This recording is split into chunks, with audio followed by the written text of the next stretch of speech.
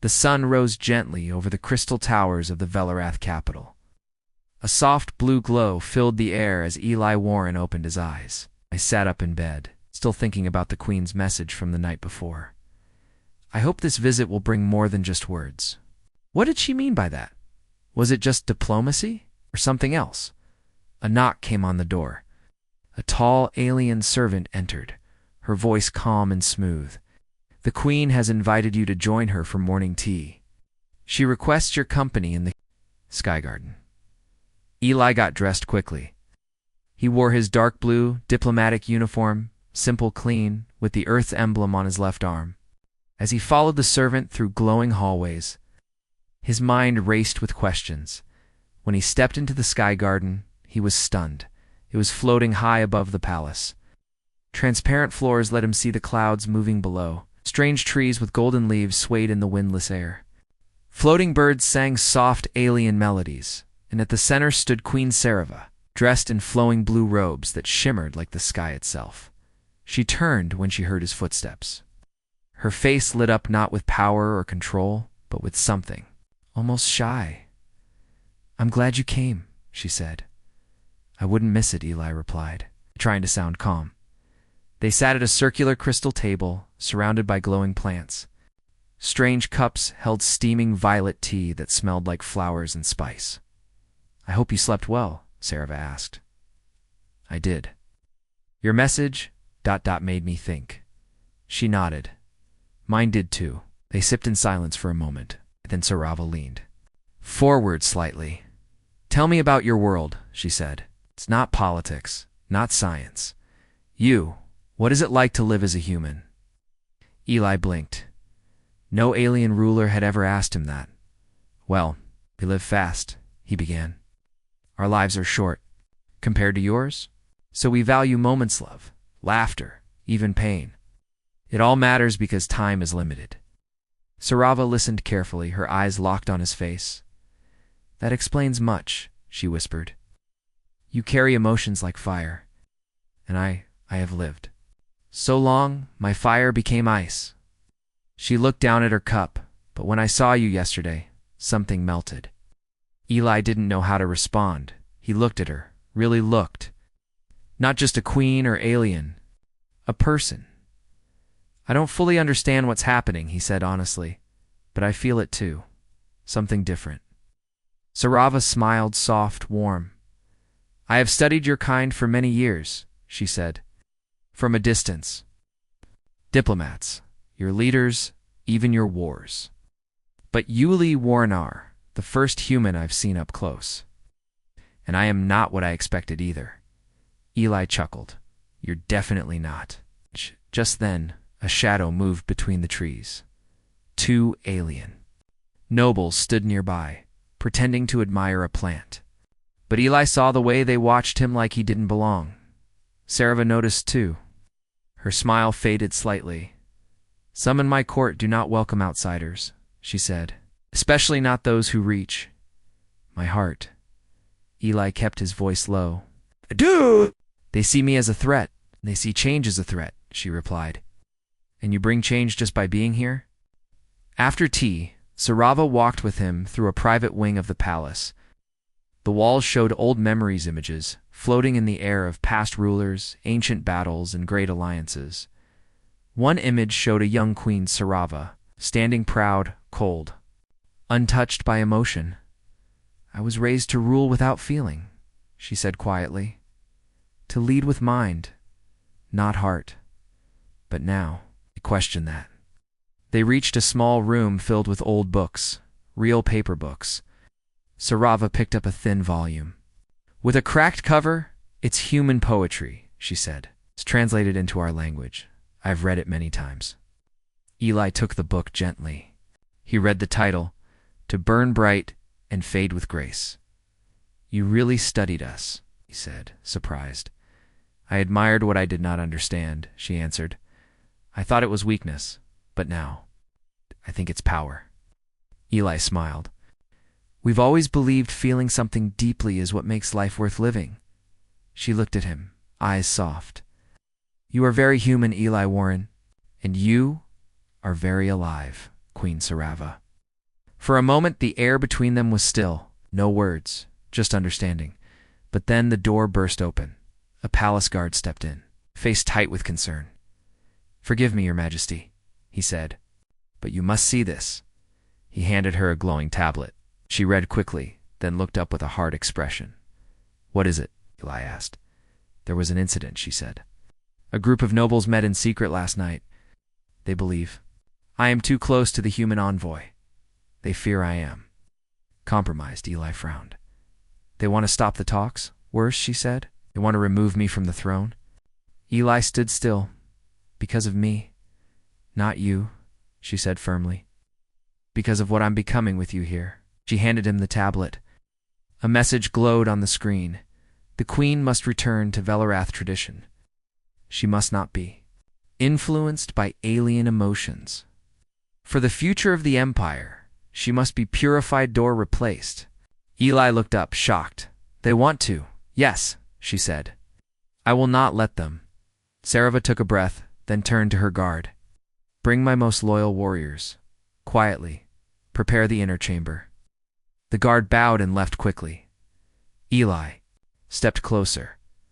"What are you going to do?" "I will not be controlled by fear," she said. "I have opened the door to something rare. I will not close it now." She placed a hand gently on his shoulder. "You have awakened something in me, Eli. Something my people forgot long ago." He looked into her eyes. "Then let's face this together." For a moment she seemed to glow it with light, but with hope. Together, she repeated. That evening, Sarava stood before a council of nobles in her private court.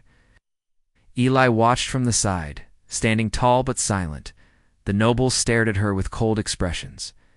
"You bring dishonor to the Velarath line," one said. "You show weakness," Sarava stood firm. "I show evolution." "You blush? You laugh? You speak to this human like an equal," another hissed. "And that makes me stronger than all of you," she replied. The room fell silent.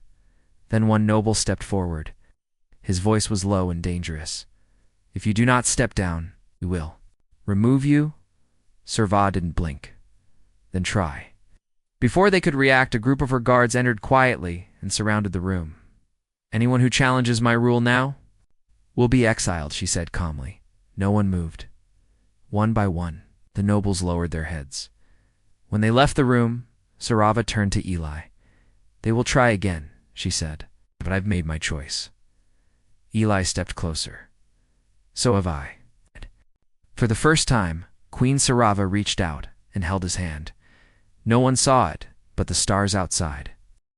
The palace looked peaceful from the outside. The sky was soft and blue, the towers shining like glass. But inside, tension filled the air. Eli Warren could feel it the moment he stepped into the Queen's private chamber the next morning. "Queen." Sarava stood at the tall window, looking out across her city. She wore a long, dark robe, her hands folded in front of her. Her back was straight, but her eyes were tired. "They're still whispering," she said without turning. Eli stepped beside her. "The nobles." She nodded. "Some of them are planning something. I feel it. They fear what I've become." "You mean more human?" Eli asked softly. She looked at him with a small smile. "More alive." There was a pause. "I want to continue the peace talks," Eli said. "Our people need this alliance. But I also don't want to be the reason you lose your crown." Sarava's eyes sharpened. "If I lose my crown because I care, then it wasn't worth holding." Moved to a circular table where maps and old star charts were laid out. Beside them, a guard placed a small security crystal. Sarava pressed it. A holographic image appeared. It showed a secret meeting of nobles, gathered in a dark room. "She's no longer fit to rule," one noble said. "She welcomes the human. Like a lover," another added. "She won't step down. We will remove her by force if needed." Eli frowned. "Do you know who they are?" "I do," Sarava said. 3 council members, a general, and a priest. "They believe I've been corrupted." "You haven't," Eli said firmly. She met his eyes. "You've changed me. In a bad way, you've reminded me that I am more than a ruler. I am a person. Before he could answer, a soft chime rang through the palace. A young palace messenger entered quickly, looking nervous. Your Majesty, the outer guard tower has been breached. What? Sarava stood. Unknown attackers. They used cloaking devices. 2 guards injured. Sarava turned to her head guard. Seal the upper palace. Move Eli to the high chamber immediately. No, Eli said. I'm not hiding. Sarava looked at him. Please, I need you safe. But Eli stepped closer. I came here as a diplomat, but I won't run when you're in danger. Let me help. She stared at him for a moment, then slowly nodded. Very well, stay close. The palace turned into a quiet storm. Soldiers moved silently through the halls. Invisible shields locked down each corridor. Only Sarava and her most trusted people moved freely. Eli followed her to the Heart Hall, the oldest chamber in the palace. It was where past queens had faced. Trials and where Sarava now prepared for hers. This place was built in a time of war, she explained. My ancestors ruled with iron and silence, but I don't want to lead that way. Trusted advisor entered, a tall alien named Viller. With a silver crest on his forehead, my queen, Viller said, bowing. Our scans confirm the traitors are gathering in the inner city. They may try to storm the palace before nightfall. Sarava clenched her fist. Then we faced them. Eli stepped forward. Let me speak to them. Both Sarava and Viller looked. Surprised you? Viller asked. They see you as the problem. I'm a human, yes, but I'm also a voice of peace. Maybe they'll listen to someone who doesn't want your throne, only your trust. Sarva studied him. It's dangerous. Eli gave a small smile. You said I bring change? Let me prove it. After a pause, Sarava gave her approval. Take 2 guards, no more. Later that day, Eli stood in a quiet stone hall, facing 3 alien nobles and a few of their followers. Their eyes were cold. So, one said, the queen sends her pet to speak for her. I came on my own, Eli replied calmly. You've made her weak, another snapped. She blushes. She laughs. She follows her feelings. Eli took a step forward. She remembers what it means to care. That's not weakness. That's leadership, the nobles growled. You humans burn fast, but your flames always turn to ash. Eli raised his voice. We fight for peace. We fight for meaning. That's why Queen Sarava welcomes us. Not because we're perfect, but because we feel. For a moment, silence. Then one noble stepped forward. Leave this world human, or the Queen's blood will. Be on your hands. Eli's eyes narrowed. If you try to harm her, I'll stand with her. And I won't be alone. He left without waiting for a reply. Back at the palace, Sarava waited in her inner chamber. She stood when Eli entered, her voice tense. What happened? They won't listen, he said. They're preparing to strike. Sarava looked tired. Then it's war. Eli walked up to her, quiet for a moment. You once said I brought warmth. Let me remind them of it. She looked at him. How? You make your people feel again. Let them see not a ruler behind walls, but a woman who dares to care. Was risky. But Sarava agreed. That night, Queen Sarava stood on the palace balcony, dressed in simple robes, no crown, no guards. Just herself. And beside her stood Eli Warren, wearing his Earth uniform. A broadcast was sent across the empire. Every screen, every channel, every station. Sarava stepped forward. Her voice was calm but strong, my people. I have ruled you with strength and order. But I forgot one thing, the heart. This human, this guest, has reminded me of what it means to truly lead. I blush. Yes, I laugh, I feel, and I do not hide it, because that is not weakness. That is truth. If you still want a cold ruler who speaks only in commands, remove me. But if you want a queen who dares to live, to change, to feel, then stand with me. Silence followed, and then something no one expected. People cheered, not just in the palace, across the city. Across the planet, voices rose from the streets. Long live the queen. But not everyone was pleased.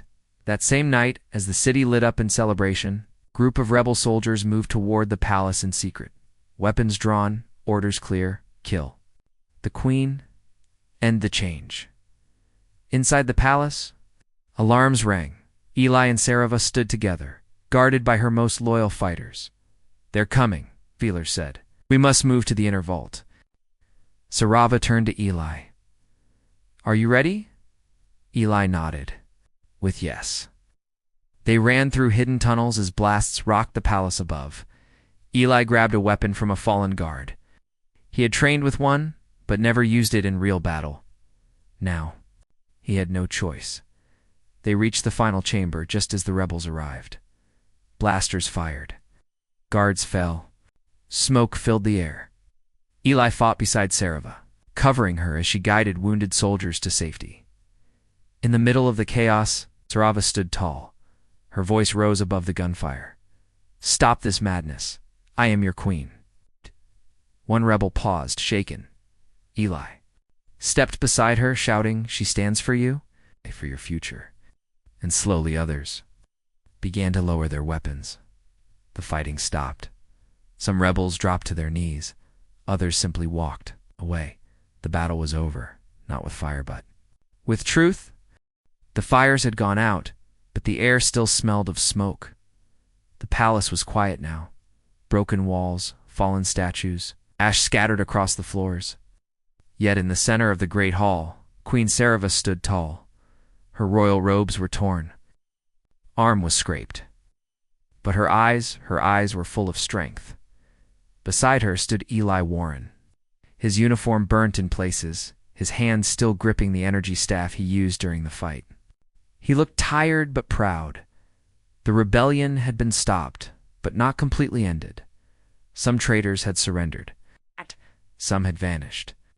And some were still hiding in the shadows, waiting for the right moment to strike again. Sarava turned to her guard captain Villiers. How many did we lose? She asked. 17, Veeler said, and 23 wounded. Secured the east tower and the gates, but the High Council building is still silent. They've not sent word. Sarava's face hardened. They wait to see if I fall. Eli looked around the broken throne room. They think you're weak now, but they're wrong. She nodded slowly. You fear what I represent. A leader who chooses feeling over fear. Later that evening, Sarava called a meeting with her most loyal advisors and a few high nobles who had supported her during the battle. The room was smaller than usual, a quiet war chamber deep in the palace, built with thick walls and hidden. Exits. Eli stood to the side, watching closely. Out he could see that even now some of the nobles looked uneasy. They whispered when they thought Sarava wasn't listening. They glanced at Eli with suspicion. Sarava began to speak. I know you fear. What has happened? You fear change. You fear what I have become, she said, her voice calm and clear. But this change saved your lives. She looked around the room. You saw me fight. You saw me bleed. You saw me lead. And I did not run. I did not hide behind tradition. I stood beside my people and beside a human. One noble spoke up. The people are unsure, Your Majesty. They chant your name now, yes. But will they still chant when food runs low? When trade stops? When the alliance with Earth brings more humans into our world? Another added. There are some who say you feel too much, that the human has made you soft. Eli finally stepped forward. His voice was steady. I didn't make her soft. I reminded her she was alive. The room went silent. Sarava stood straighter. And I choose life. I choose growth. I choose to feel. And if that means I must stand alone, I will. But she didn't stand alone. Eli stepped beside her. No, you won't. The next day, Sarava and Eli walked through the city together. No guards, no armor, just themselves. It was a dangerous idea, but Sarava insisted, if I hide the people, will think I'm afraid, she said. If I walk among them, they'll see I'm still their queen. Eli was surprised at how many people came forward. Mothers bowed and offered small gifts of fruit and fabric. Children stared in awe. An old alien craftsman dropped to one knee, saying, I served your mother. I will serve you. Even some of the guards who once doubted her now stood taller, proud to wear her crest. They reached a public square where a great statue once stood of the first Velarath ruler. The statue had fallen during the attack. Now, people were rebuilding it, but differently. Instead of the cold face of the old king, the artists were carving a new symbol, a pair of joined hands. One alien, one human. Sarava stood before it and whispered, "This is new." Eli smiled. "This is history." Later that evening, Sarava held a private meeting with Eli and her most trusted inner circle in the moonlight chamber, a small room. Filled with glowing orbs that floated like stars, Velar entered with a message. "The High Council has called for a hearing," he said. "They want to review your rule. Publicly, you're being challenged." Sarava showed no fear.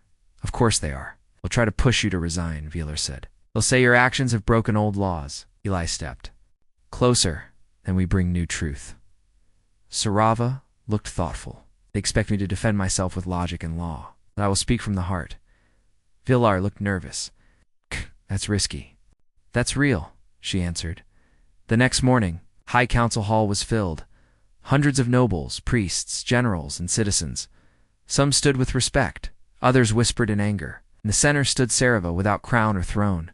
Just herself, Eli watched from the side. He wore formal earth robes, a symbol of peace, not power. The head elder of the council, a tall and ancient alien named Orvel, spoke first. "Queen Sarava, you are here because your rule has been questioned." He said, "You've opened your mind to alien emotions, welcomed human influence, and you've allowed personal feeling to guide decisions that affect the entire empire. Is that your charge against me?" Sarva asked calmly. "Yes." Orvel replied, "We must decide if you are still fit to rule." Sarava stepped forward. She didn't shout. She didn't argue. She simply spoke. "I was born into power. I was trained to lead without emotion. I was told that coldness is strength, that feeling is weakness." She paused. "But I no longer believe that." Gasps moved through the crowd. "I met a human who didn't come here with weapons. He came with words. And in his voice, I heard something we have forgotten. Hope." She turned toward the audience. "I felt fear. I felt joy. I even felt laughter. Again, and yes, I blush. I cry. I care. But that doesn't make me unfit. It makes me real." Some nobles looked moved. Others looked angry. "You cannot erase tradition." One shouted, "I am not erasing it," Sarava said. "I am adding to it." A moment of silence. Then someone in the audience stood. A young noble. "I was taught that emotions make us weak," she said softly. "But when the queen fought to save our people, I saw strength. I stand with her." Another stood. Then another dot, and then dozens more. The room shifted. The old power was breaking. The elder Orvel spoke again. "It's time slower, perhaps. We were too rigid. Perhaps feeling has a place." He turned to Sarava. "You may continue your rule, Queen Sarava. Die. But remember, hearts can guide but also blind." "Oh." Sarava bowed her head respectfully. "And I will walk forward with both heart and mind." Later that night, back in the palace, Sarava stood on her balcony with Eli beside her. The city glowed. Lights floated through the air. Music filled the streets. A celebration had begun. "You stood alone today," Eli said, "and you didn't fall." She turned to him. "That's because I knew you were watching. I didn't feel alone." There was silence between them. Soft breeze passed. Eli looked at her carefully. "So, what now?" Sarava stepped closer. "We rebuild, we lead, we open our doors to new ideas, and maybe." She paused. "We stop pretending we're not changed." Eli smiled. "I was never pretending." She took his hand. And together, they looked up at the stars where to worlds. Had once been strangers. Now, they were something more. The sun rose over Velarath's capital with a soft golden light. The city was alive, not just with people, but with hope. The battle was over, but a new journey had just begun. Queen Sarava stood on the balcony of the palace, looking out at the Crowd below. Thousands had gathered, cheering and waving banners showing the new symbol, the joined hands of alien and human. Beside her stood Eli Warren, still wearing his Earth uniform. He smiled softly, watching the joy below. Sarava turned to him. "Today, we show the galaxy what it means to be alive." Eli nodded. "They're ready to follow you," a deep voice interrupted. It was Vila, her head guard. "My Queen Earth has sent a fleet to support our alliance. They arrive in 2 days." Serval's eyes brightened. "Good. We will need friends." That day the palace was busy. Diplomats from many worlds arrived. Alien nobles who had once opposed Sarava now bowed respectfully. The city buzzed with energy, but not everyone was happy. In the shadows, the last rebels gathered. Their leader, a fierce general named Call, paced angrily. "We lost because we underestimated her," Call growled. "Because of that human, we must act before their fleet arrives." The soldiers nodded, preparing weapons. Meanwhile, inside the palace, Sarava and Eli met with their council. "We must be ready for any attack," Vilar warned. "Call will not give up easily." Sarava nodded. "We will stand together, with truth and courage," Eli added, "and with new friends." The council agreed to strengthen defenses and send envoys to nearby systems for support. 2 days later, the Earth fleet arrived. Ships of all sizes glided into orbit, their flags waving proudly. The Earth commander, a calm woman named Captain Mira Chen, stepped down to meet Sarava and Eli. "Your Majesty, Envoy Warren," she said with a respectful bow. "We come in peace and friendship." Sarava smiled. "And we welcome you as allies." Celebrations continued. Music, dance, and speeches filled the palace and streets. But during the night, Call and his rebels made their move. They attacked the outer gates with stolen weapons and cloaked ships. The battle was fierce. Eli fought beside Viller and Captain Chen's soldiers. His hands shook at first, but he found strength in Sarava's words. "This is our home," she had said. "Our future." The fight lasted for hours. The rebels used every trick they knew. But the alliance was stronger. Call faced Sarava in the palace courtyard. His eyes burned with hatred. "You've betrayed your people," he shouted. Sarava stood firm. "I serve all my people, not just the past, but the future." She raised her hand, calling guards. Call was captured. The battle was over. The city cheered. Eli looked at Sarava, his heart full. "You did it," he said softly. "No," she replied. "We did it together." The days that followed, peace talks began with new hope. Humans and Velarath aliens worked side by side. The two species shared knowledge, culture, and dreams. Sarava and Eli spent many evenings on the palace balcony, watching stars and talking about what came next. One night, Sarava blushed again, not from surprise, but from happiness. Eli took her hand gently. "You welcomed me with pleasure," he whispered. "Now I welcome you with all my heart." She smiled, warmth shining in her violet eyes. "Together," she said softly. The Velarath Empire was changing, not just in its rulers, but in its heart, and with Eli by her side. Queen Sarava was ready to lead it into a new age, one where strength came from courage and power came from love.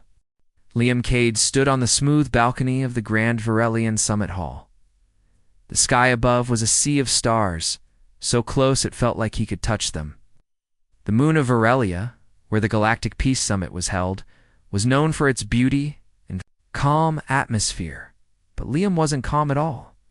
His heart was beating fast. This was Earth's first real step into galactic politics. Other planets had watched humans for years, some with curiosity, others with doubt. Liam was chosen as the youngest ambassador from Earth, not because of his experience, but because of his natural charm. People liked him. He made others laugh. And sometimes that was more powerful than any weapon. And now he was about to meet her, Princess Illyria of Tevereth. She was the only daughter of Empress Varelia, ruler of the powerful Teverethi Empire. The Tevarathians were tall, elegant, and moved with a strange, silent grace. Their skin shimmered in the light, and their eyes held centuries of knowledge. They were known to be brilliant, strict, and proud, especially the royal family Liam had seen her only once, from a distance. She stood in the middle of a dozen alien leaders, her presence stronger than them all. She wore a silver crown shaped like wings, and when she turned her head, it was like time stopped. Now, he was going to sit with her alone, Ambassador Liam, said a tall Teverthi guard, his armor glowing with soft blue lights. The princess will see you now, Liam nodded, adjusting his Earth-style diplomat jacket. He walked forward through the open crystal doors and entered a round room full of floating lights and soft music.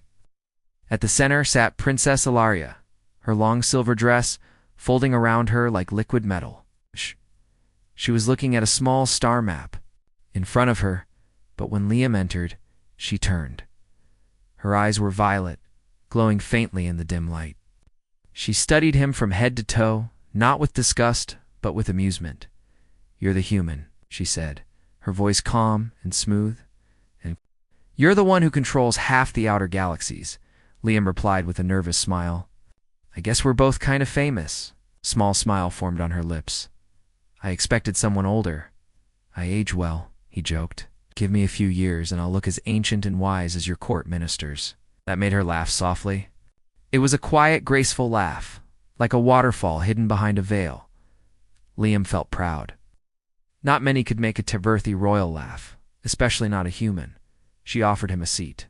He sat, trying to look comfortable, but his legs were stiff. His brain screamed, "Don't say anything stupid. Don't mess this up."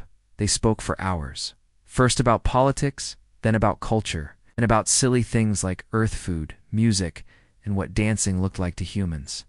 She asked if humans really fell in love the way their stories said. He asked if Tevarathi really never smiled in public. She explained that laughter was considered a private gift among her people. "I'm glad you gave me that gift earlier," Liam said gently. "It suits you." She looked down just a little. Then she said, "You speak without fear. Is that a good thing?" "It is, strange, and strange things are interesting." Liam liked that answer. He liked her voice. He liked her calmness, and the way she made him feel seen. He had met many aliens during the summit, but none had looked at him like she did, not with boredom, not with judgment, just curiosity. By the end of the night, the stars had shifted, and the lights in the room had dimmed. "It's late, Illyria," said, rising from her seat. "You should rest." "I probably won't," Liam replied honestly. "I'll be replaying this conversation in my head too many times." She turned and gave him another small smile. "Then I hope your memories are pleasant." He bowed slightly, then stopped himself. Was bowing rude? Was it respectful? He couldn't remember the guidebook anymore. "Good night, Princess." "Good night, Liam of Earth." He walked back to his quarters, trying to understand what had just happened. It felt like more than a political meeting, more than diplomacy. Something had started tonight. The next day Liam woke up to 100 new messages. Apparently, someone had taken a picture of him and the princess leaving the private room. The galactic news channels were already spinning stories. Human ambassador caught smiling with Teverthi Royal. Scandal or strategy? He groaned and turned off his communicator. The last thing he wanted was to turn this into a media storm. He just wanted to see her again. Later that day at a public summit event, Liam saw Illyria again. She stood beside her mother, Empress Virelia, tall and commanding as ever. But when Illyria's eyes met his across the room, something passed between them. Quiet connection. Later she sent a message. "Meet me tonight. Same place. Bring something from Earth." He was nervous. What should he bring? Flowers? Too common. A music disc? Maybe. He finally decided to bring something silly, a small Earth toy, a spinning top made of wood. He thought it might make her laugh again when he met her that night. He handed her the spinning top. She held it like it was a jewel. Then she spun it, watching it twirl and wobble across the smooth table. "What is this called?" she asked. "A toy," Liam said. "Children play with it. It's an adults?" only when they want to impress alien royalty. She laughed again, this time a little louder. I think you're the strangest ambassador I've ever met, she said. I take that as a compliment. She looked at him closely. Why are you really here, Liam? Not the political reason, the real one. Liam took a deep breath. He hadn't told anyone, not even his team back on Earth. But now he felt like he could be honest. Because Earth is small and new, he said. We don't have the technology others have. We don't have fleets of warships or deep space colonies, but we have heart and hope. And maybe, if I can show one person that we matter, that we belong here, then maybe that's enough. Illyria was silent for a long moment. Then she stood and walked to the balcony, looking at the stars. Do you believe in fate? She asked. Sometimes, he said. Do you? I didn't. Not until now. At night Liam couldn't sleep. He kept thinking about her voice, her laugh, her questions. And something inside him stirred. A wild idea. Human idea. What if? What if he proposed? It was madness. They just met. She was an alien princess. He was a young ambassador from a small blue planet. Something about her made his soul burn brighter. No, I'll wait, he thought, but his heart whispered something else. You've already decided.